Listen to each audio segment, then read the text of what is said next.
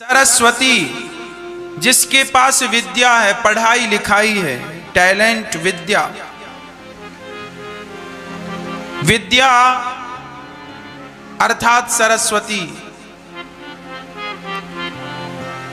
कहते हैं लड़की का विवाह ना होना, जब तक विवाह ना हो तब तक उसे सौभाग्यवती नहीं कहते।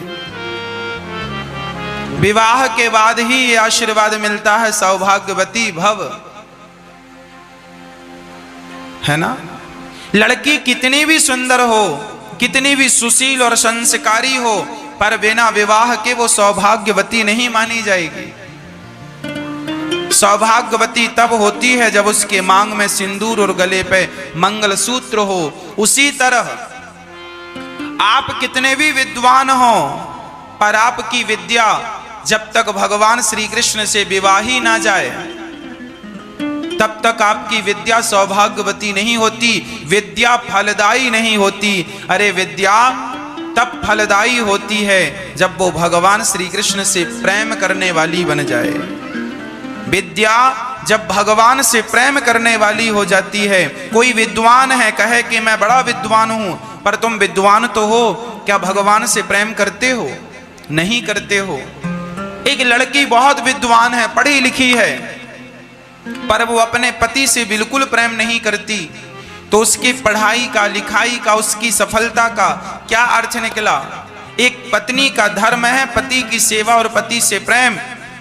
एक पुरुष का धर्म है पत्नी और परिवार का पालन। हम अपने कर्तव्यों का निर्वहन करें। सीधी बात यह है कि स्त्री का प्रेम पति से ना हुआ तो उसके जीवन का अर्थ क्या है? ज्ञानी का प्रेम भगवान के चरणों में ना हुआ तो उस ज्ञान का अर्थ क्या है? इसलिए गोपियां कहती हैं, कहा उद्धव ने हंसकर मैं अभी जाता हूं वृंदावन, जरा देखूं कि कैसा है कठिन अनुराग का बंधन, है कैसी गोपियां जो ज्ञान बल को कम बताती हैं, निरर्थक लोक लीला का यही गुणगान गाती हैं। गोपियां बार बार कहती हैं, है प्रेम जगत में सार और कुछ सार नहीं, मन कर ले प्रभु से प्यार और कुछ सार नहीं। यदि प्रेम है तो आप सफल हैं, और प्रेम नहीं, संसार से क्या प्रेम करते हो? गोपियां कहती हैं प्रेम करो तो भगवान से। प्रेम करने योग्य कौन है? भगवान ही प्रेम करने योग्य हैं, है ना। देखो, प्रेम तो प्रेम ही होता है। जब वो प्रेम पत्नी से होता है ना तो वो काम बन जाता है। कोई पुरुष अपनी पत्नी से ज्यादा प्रेम करे तो लोग क्या कहते हैं? बड़ा कामी है। देखो, प्रेम पत्नी से हुआ तो वो प्रेम काम बन गया। प्रेम यदि पैसों से हुआ तो लोभ बन गया, कहते हैं बड़ा लोभी है। प्रेम यदि पत्नी से हुआ तो काम बन गया, पैसों से हुआ तो लोभ बन गया। और यदि प्रेम बच्चों से हुआ तो ममता बन गई, कहते हैं बच्चों से बड़ी ममता है, बड़ा मोह है ना। यदि बच्चों से प्रेम हुआ तो ममता, वो प्रेम ममता बन गया। और प्रेम यदि खुद के शरीर से हो गया तो प्रेम मोह बन जाता है।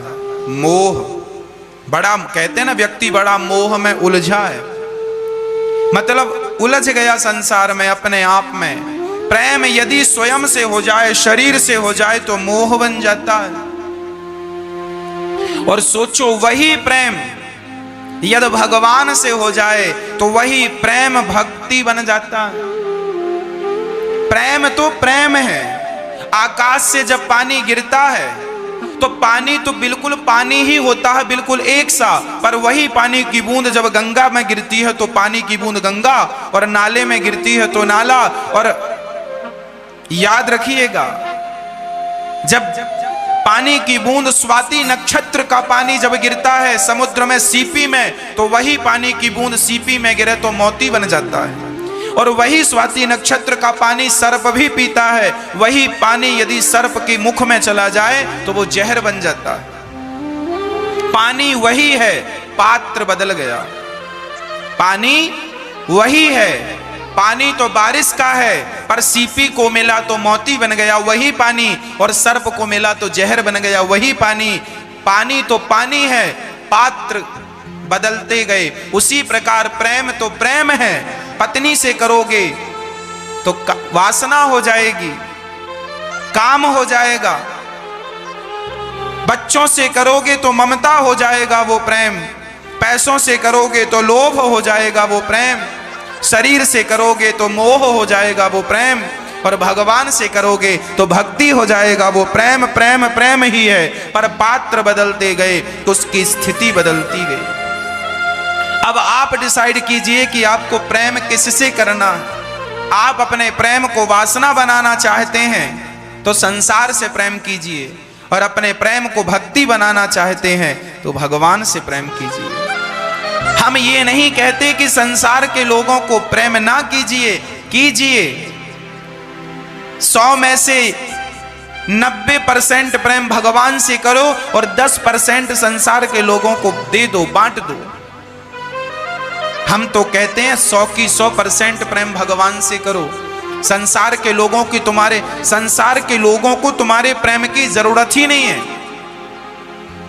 संसार के लोग तुम्हारे प्रेम की जरूरत नहीं समझते। अरे संसार के लोगों को तुम्हारी जरूरत है, वो भी इसलिए कि तुम कमाते हो। तुम कमाना बंद कर दो, दुत्कारने लगेंगे लोग। आज कमाते हो, सहारा हो, तो लोग सिर पे बिठाते हैं, पलकों पे बिठाते हैं। कोई प्रेम नहीं करता तुमसे। तुम्हारी इनकम, तुम्हारी कमाई, तुम्हारे पैसे से जगत को प्रेम है। प्रेम भगवान से करो। संसार प्रेम के योग्य नहीं है। संसार बड़ा ठग है, तुम्हारा यूज करना जानता है बस। इससे ज्यादा संसार की स्थिति कुछ नहीं है। एक बात बताओ, पति मरता है तो पत्नी रोती है, पति मर जाए तो पत्नी रोती है। जरा पूछो कि पत्नी क्यों रोती है? पत्नी कभी इसलिए नहीं रोती कि मेरा पति मर गया। पत्नी हमेशा इसलिए रोती है कि अब इनके बाद मेरा पालन कौन करेगा। मतलब चिंता मरने के बाद मरने वाले की चिंता नहीं है, अपने पालन की चिंता है कि अब मेरा क्या होगा, मेरे बच्चों का क्या होगा। मतलब तुम्हारे मरने का कोई गम नहीं है। तुम चले गए तो तुम्हारे बाद उनका क्या होगा, इसलिए जमाना रोता है। और तुमको लगता पत्नी रो रही है। पत्नी इसलिए नहीं रो रही है कि तुम चले गए, पत्नी इसलिए रो रही है कि तुम्हारे जाने के बाद उनके बच्चों का क्या होगा। वो अपने स्वार्थ के कारण रोती है। बेटा मर गया तो माँ रोती है। माँ इसलिए नहीं रोती कि बेटा मर गया, बल्कि माँ इसलिए रोती है कि मेरे बेटा मर गया, अब मुझे बुढ़ापे में कौन सहारा बनेगा, कौन सहारा देगा। मतलब सबके रोने के पीछे स्वयं का अपना अपना स्वार्थ है। सच्ची कहता हूं, बात सत्य है पर कड़वी है। सारी दुनिया केवल स्वार्थी है। कोई नहीं रोता तुम्हारे लिए। तुम आज मर जाओ, क्या पड़ी है किसको। जमाना अपने स्वार्थ के लिए रोता है। बेटा मर जाए तो बाप इसलिए रोता है मेरा सहारा कौन बनेगा, और बाप मर जाए तो बेटा इसलिए रोता है कि अब मुझे कौन पढ़ाएगा लिखाएगा, कौन मेरी इच्छाएं पूरी करेगा। सारी दुनिया अपने स्वार्थ से रोती है, और हमें ये लगता रहा हमारे लिए रो रहे हैं, हमारे लिए रो रहे हैं। इसलिए कहता हूं संसार में प्रेम ना बांटो, प्रेम भगवान से करो। संसार को स्वार्थ है पैसों का, पैसे देते रहो देते रहो देते रहो। ये संसार के लोग पैसे से खुश रहते हैं। ये संसार के लोग हैं, केवल स्वार्थ करना जानते। स्वार्थ लाग करें सब प्रीति, सुर नर मुनि जन की यह रीति। सब स्वार्थी हैं, केवल स्वार्थ सिद्ध करना जानते हैं, अपना अपना केवल स्वार्थ। इसलिए बहकावे में ना जाना संसार के, सच्चा प्रेम भगवान के चरणों में कीजिए। भगवान से love is God, God is love. Krishna ही प्रेम है, प्रेम ही कृष्ण है। प्रेम भगवान से कीजिए। हाँ, मैं ये नहीं कहता कि अपनी जिम्मेदारियां ना निभाओ, जिम्मेदार बच्चे हैं, पढ़ाओ लिखाओ, जिम्मेदारियां बराबर निभानी चाहिए, पर बाहर से जिम्मेदारियां निभाओ, कर्म करते रहो, पर अंदर से प्रेम भगवान में ही रहे। आप केवल प्यार भगवान से करें, बाहर से आप सारी जिम्मेदारियां निभाइए, क्योंकि संसार के लोगों को तुम्हारे प्रेम की जरूरत ही नहीं है। तुम जबरदस्ती अपना प्रेम जैसा हीरा इन संसार के लोगों को देकर बर्बाद करते हो। संसार के लोगों को तुम्हारे प्रेम की कोई जरूरत नहीं है। संसार के लोगों को तुम्हारे प्रेम की नहीं, केवल तुम्हारी जरूरत है, और वो भी इसलिए कि कमाते हो। इसलिए एक मां के दो बेटे होते हैं। जो बेटा ज्यादा कमाता है ना, मां उससे ज्यादा प्यार करती है। जो बेटा कम कमा, मां भी स्वार्थी होती है। जो बेटा ज्यादा कमाता है, मां उससे ज्यादा प्यार करती है। मेरा बेटा ले हलवा बना के खवाती है, ले ले। वो कमाता नहीं है तो बासी रोटी पकड़ा देती है, खा, इसी लायक है तू निठल्ला बैठा रहता घर में। कोई नहीं करता प्यार। तुम्हें लगता है प्यार प्यार प्यार, कहां तुम अपना प्यार संसार में लुटा रहे हो। ये संसार के लोग तुम्हारे प्यार की कीमत नहीं, तुम्हारे प्यार को रौंद कर मिट्टी में मिला देंगे।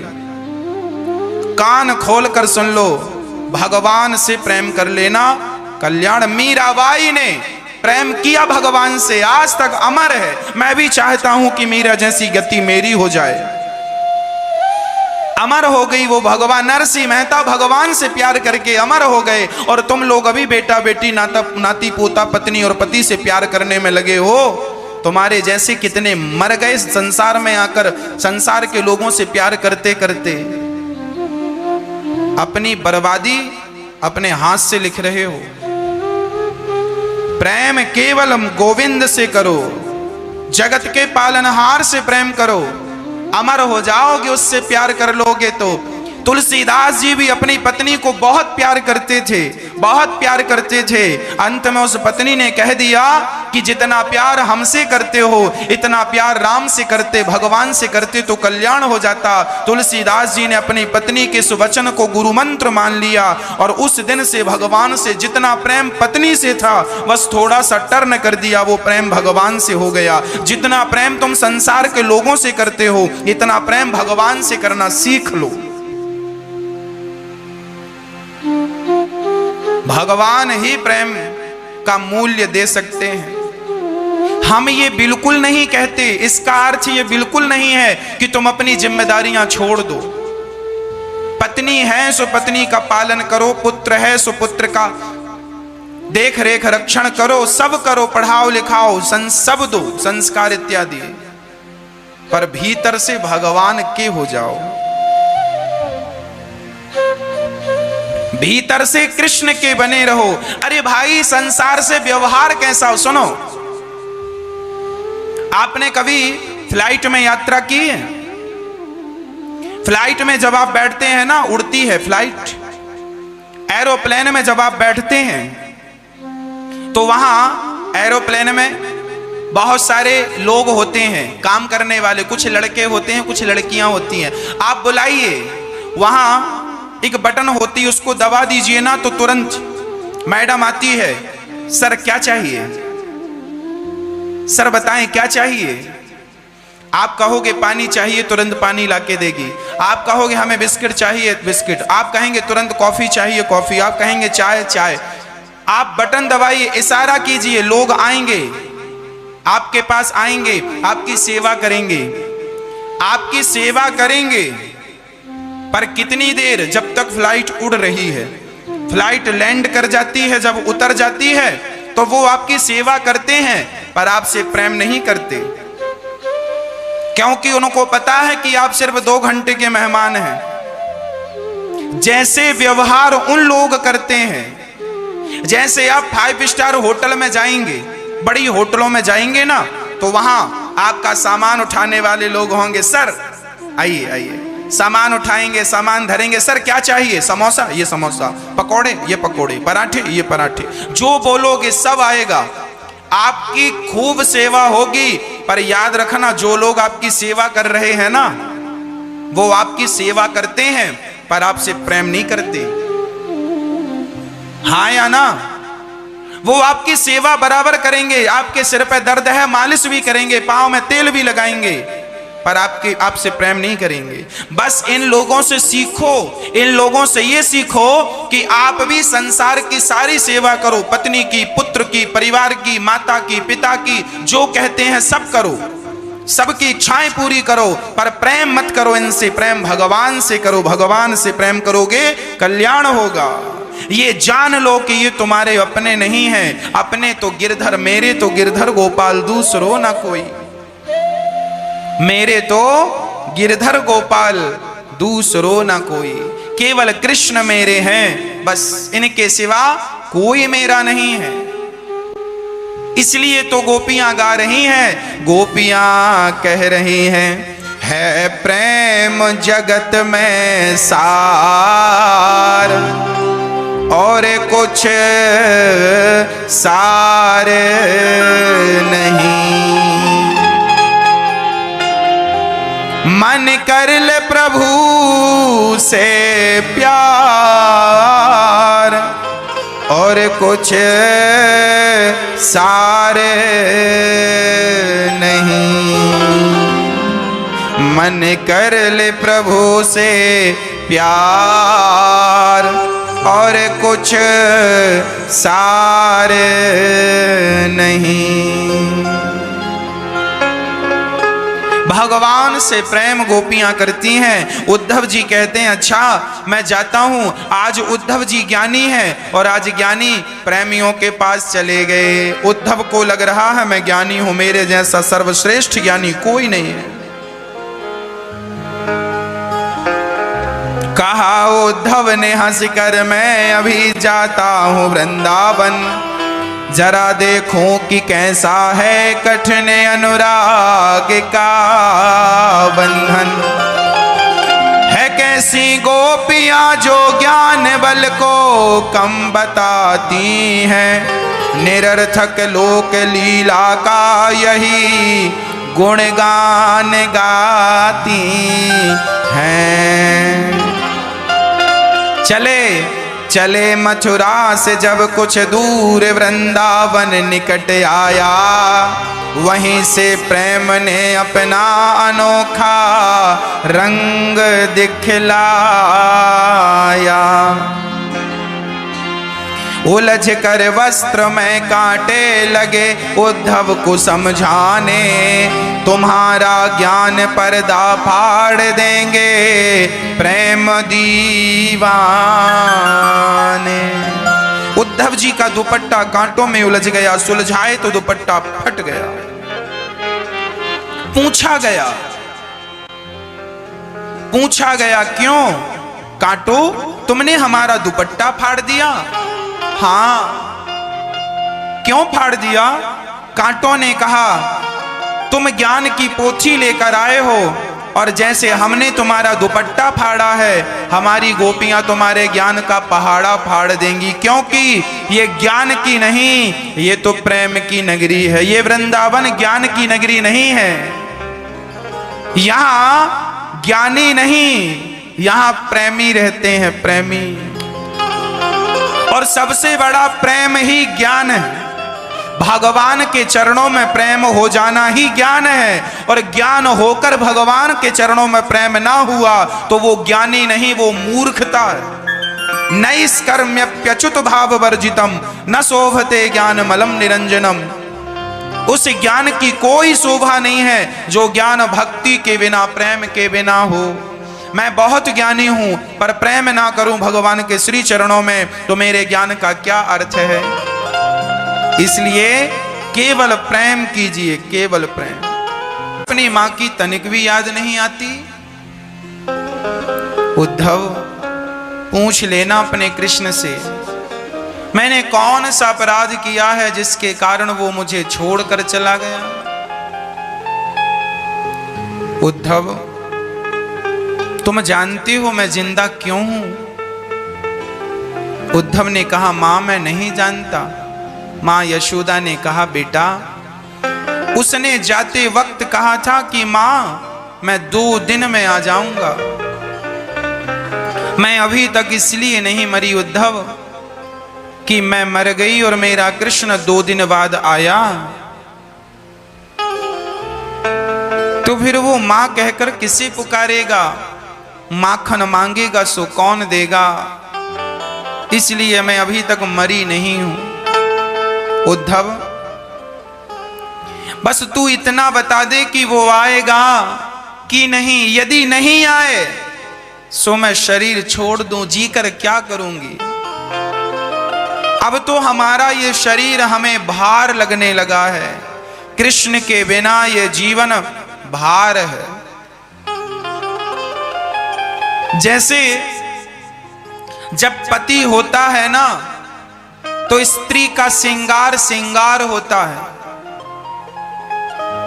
पति है तो उसके मांग में सिंदूर भी अच्छा लगता है, गले में बढ़िया हार भी अच्छा लगता है, बाजूबंद भी और चूड़ियां भी अच्छी लगती हैं। पर जब पति चला जाता है संसार छोड़कर, तो पतिव्रता नारी जो होती है वो श्रृंगार नहीं करती। किसी ने पूछा क्यों? कल तक तो बहुत सज धज के खड़ी रहती थी, आज पति नहीं है तो श्रृंगार क्यों नहीं किया? उस स्त्री ने कहा, जब पति था तो श्रृंगार शोभनीय थे। वो आभूषण पहनकर मैं और भी सुंदर लगती थी, पर जब से पति गए हैं तो वो आभूषण मेरे लिए अब तो केवल भार बन गए। वो आभूषण मेरे लिए केवल भार बन गए हैं। जैसे पति के जाने के बाद आभूषण भार हो जाते हैं, उसी के प्रकार भगवान के प्रेम के बिना यह शरीर एक भार है। आपने भगवान से प्रेम नहीं किया तो आपका शरीर एक बोझा है जो ढो रहे हो व्यर्थ का।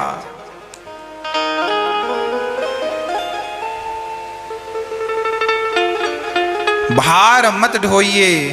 इस शरीर से, इस बुद्धि से, इस मन से भगवान से प्रीति कर लीजिए, भगवान से नाता जोड़ लीजिए। उद्धव जी कह रहे हैं, मां मरना मत। वो कह के गए हैं तो आएंगे, ये कहकर उद्धव जी वहां से चले। गोपियों ने भी यही कहा कि कहा था आऊंगा, अभी तक नहीं आए, अभी तक नहीं आए।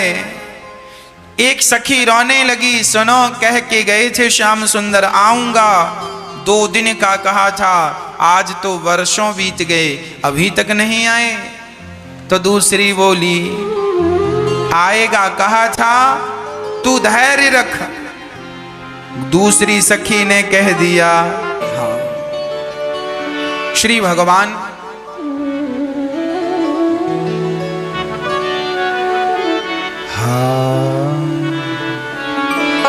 नीरे गारे सा। अब भगवान श्री कृष्ण बड़े प्रेम से अपनी पत्नियों के साथ रहते हैं। पहला विवाह रुक्मणी जी से हुआ। रुक्मणी जी के पुत्र का नाम हुआ है प्रद्युम्न। प्रद्युम्न जी का विवाह सम्रासुर को मारने के लिए रति से हुआ और सम्रासुर को मार के आप आए। परीक्षित ने कहा, गुरुदेव हमने सुना है भगवान के 16,108 विवाह हुए हैं और आपने तो बस एक ही विवाह की चर्चा की। हाँ, तो कहा सुनो हम आपसे आगे के विवाह की चर्चा करते हैं। क्या चर्चा करेंगे सुनिए। भगवान का पहला विवाह रुक्मणी जी से हुआ और दूसरा विवाह भगवान का जामवंत की बेटी जाम्बवती से हुआ। जामवंत की जो बेटी है, कैसे इनसे विवाह हुआ बताओ? तब कहा कि जामवंत जी त्रेता युग वाले जामवंत हैं। इन्होंने भगवान राम से कहा मेरी बेटी से विवाह कर लो। भगवान ने कहा मैं एक पत्नी व्रता हूं, अगले जन्म में करूंगा। वही जामवंत की बेटी इस जन्म में भगवान से दूसरा विवाह करती हैं। अच्छा, जामवंत जी से भगवान जामवंत जी तक पहुंचे कैसे? तो जामवंत तक पहुंचने तक की भी एक कथा है। द्वारिका में भगवान श्री कृष्ण के भक्त रहते थे, नाम था सत्राजित। आसित सत्राजितः सूर्यो भक्तस्य परमः सखा प्रीतस्तस्मै मणिं प्रदात् सूर्यस्तुष्ट्यः स्यमन्तकम्।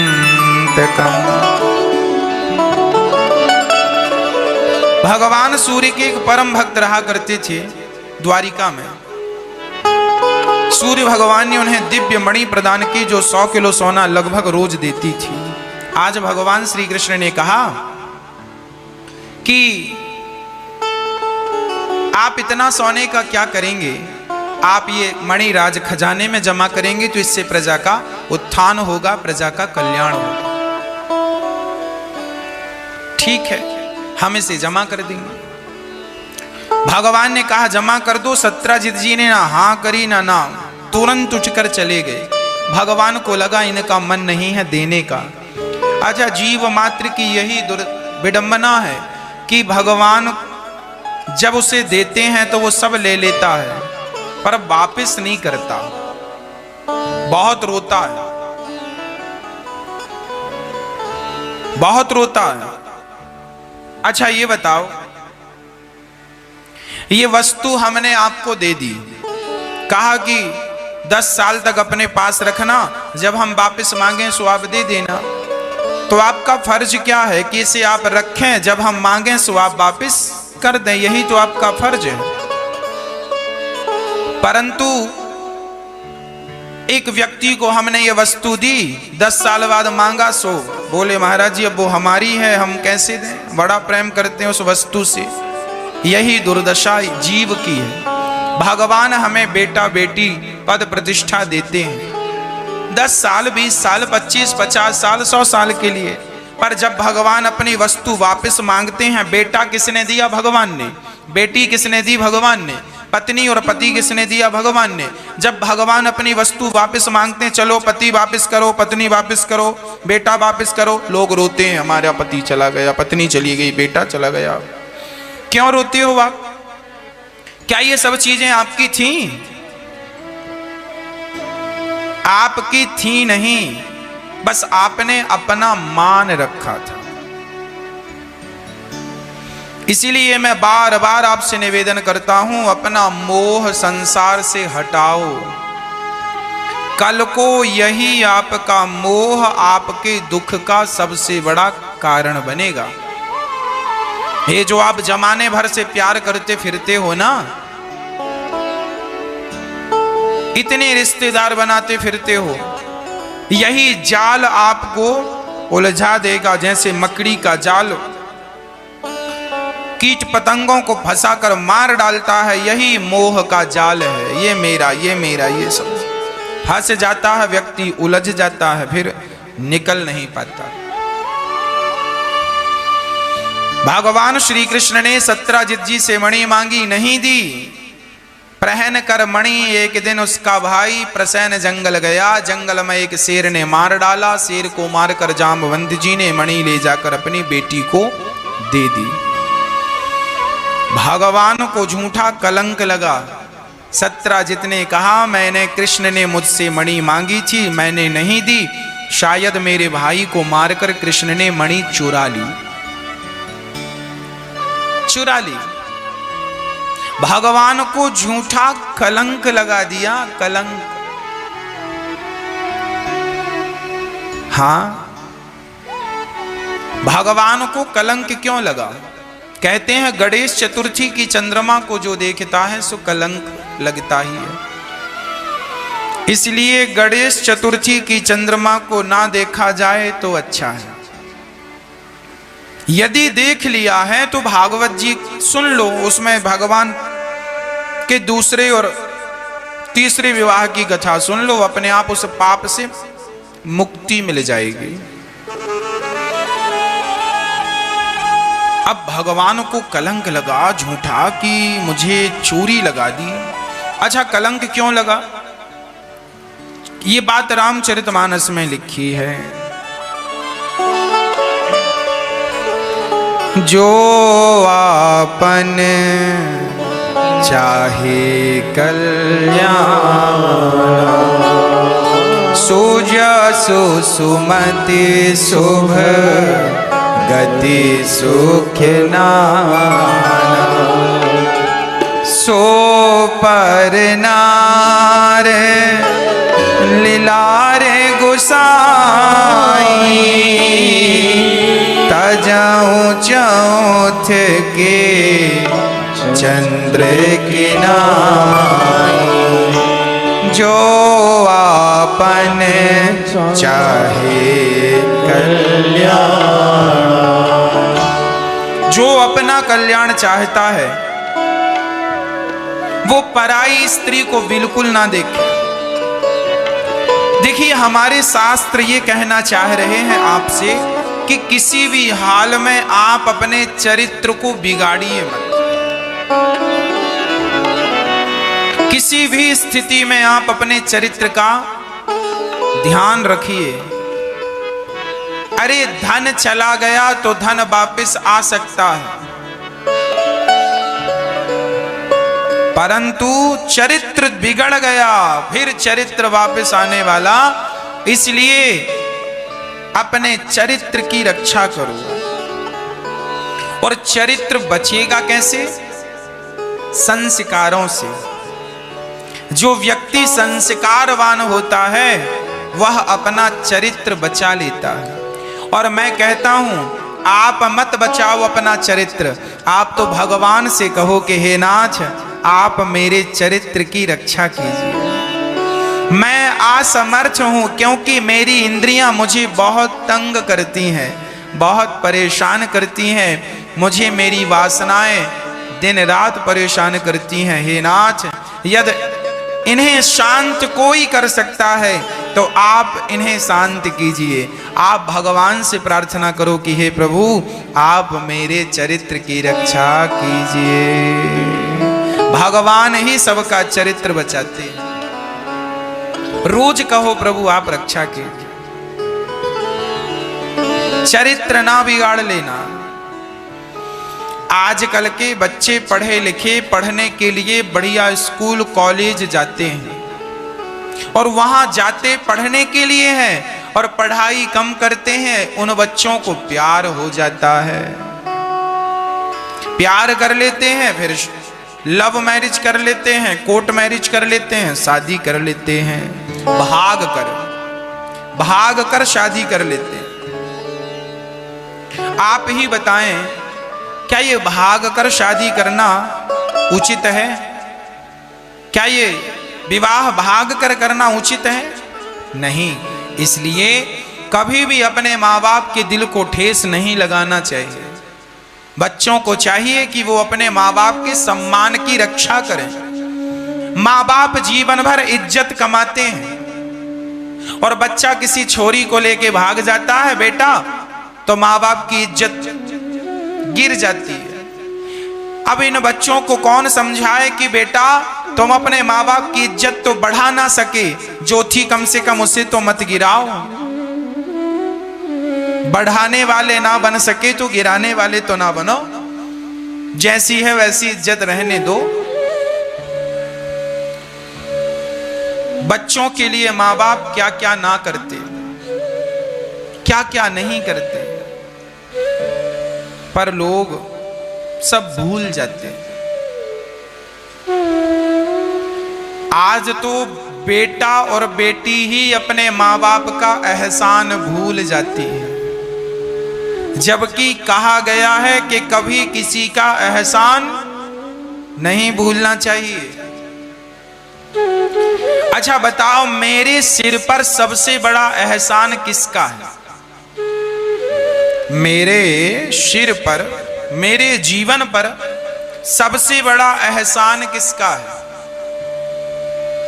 माता का एहसान है कि पिता का एहसान है कि गुरु का एहसान है कि मित्र का एहसान है कि पड़ोसियों का एहसान है कि पत्नी का एहसान है कि पति का एहसान है कि पुत्रों का एहसान है?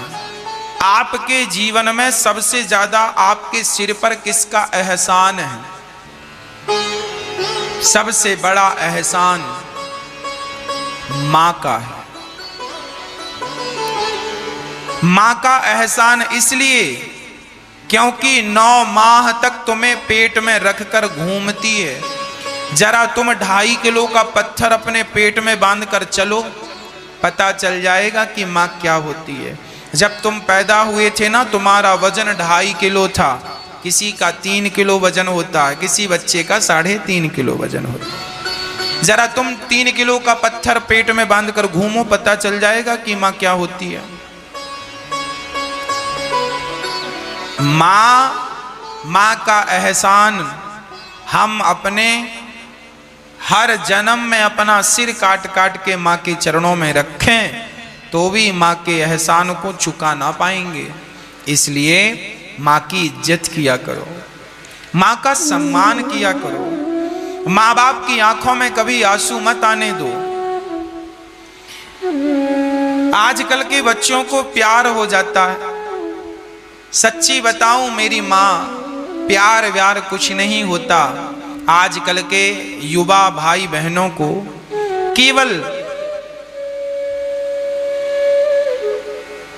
प्यार नहीं है, केवल भूख है शरीर की। वासनाएं उनकी परेशान कर रही हैं। कोई लड़का किसी लड़की से प्यार नहीं करता। लड़की को लगता है ये हमसे बहुत प्यार करता है। मेरी बहन सुन लो, वो तुमसे प्यार नहीं कर रहा है, तुम्हारे सुंदर शरीर से प्यार कर रहा है। तुम सुंदर हो तो प्यार करता है, नहीं तो मंदिर के सामने भी बहुत सारी लड़कियां बिल्कुल काली, कपड़े भी फटे हैं, सुंदर भी नहीं है। उन लड़कियों से भला कौन प्यार करता है? काली कलूटी हो तो कौन प्यार करेगा? देखने दिखाने में अच्छी ना हो कोई लड़की तो कौन प्यार करेगा? प्यार तुमसे नहीं है, तुम्हारी सुंदरता से है। केवल तुम्हारा यूज करना जान रहे हैं वो लोग। इसलिए अपने चरित्र को बचाओ। प्यार ऐसे नहीं होता कि कह दिया और प्यार हो गया। प्यार तो मां करती है। जब तुम पेट में थे ना, तुम्हें देखा भी नहीं था तुम्हारी मां ने कि तुम अंधे हो कि लंगड़े हो कि बहरे हो, और मां एहसास करती है मेरा बेटा इस तरफ चला गया, अब इस तरफ जा रहा है, और वो तुमसे प्यार करने लगती है। तब से जब तुम पेट में थे, तुम्हें बिना देखे प्यार करती है। और तुम तो लड़की को देखकर प्यार करते हो। लड़की को अच्छा है तो प्यार करेंगे, अच्छा नहीं है तो काहे को प्यार करेंगे? तो आजकल ये प्यार नहीं है, प्यार के पीछे केवल वासना है। समझाओ अपने बच्चों को, समझाओ अपनी बिटिया को, अपने बेटी को, कोई तुमसे प्यार नहीं करता। इसलिए सावधान, प्यार के नाम पर तुम्हारे शरीर का जो शोषण हो रहा है, आज प्यार के नाम पे हमारी बहन बेटियों के शरीर का शोषण कर लेते हैं लड़के लोग, प्यार का दिलासा दिला दिला के। कई बार अखबार में, टीवी पे सुनने को मिलता है, शादी का झांसा देकर उसके साथ दुराचार किया और बाद में जब उसकी इच्छाएं पूरी हो गई सो कह दी अब शादी नहीं करेंगे। ऐसा होता है कि नहीं? अखबार और टीवी न्यूज पर ये आए दिन खबरें मिलती हैं। किसी लड़के ने कहा हम तुमसे बहुत प्यार करते हैं, शादी करेंगे, और वो शादी के नाम पर आपका शोषण कर लेते हैं। बाद में वो कहता है अब नहीं। अच्छा, शादी के पहले जब आप किसी लड़के के साथ घूमती हैं और आप अपना शरीर उसको समर्पित कर देती हैं, तो वो लड़का ये सोचता होगा कि लड़की कितनी गंदी। वो आपका शोषण जरूर करता है, पर अंदर से वो लड़का यही सोचता है कि देखो आज ये मेरे पास आई है, पता नहीं ऐसी ही होगी कल किसी और के पास जाए। तो वो लड़का तुमसे प्यार व्यार नहीं करता, वो समझ जाता कि तुम ऐसी हो नहीं, पर वो तुम्हें अंदर से ऐसी माँ ऐसी है ये। इसलिए बच के रहना। शादी के नाम का झांसा देकर के और बाद में मुकर गया तो तुम ना घर की रही ना घाट की रही। समझाओ अपने बच्चों को। विषय वासना, केवल ये विषय वासना। आज माँ बाप की भी गलती ये है कि माँ बाप भी समय से अपनी बेटी और बेटों का विवाह नहीं करते।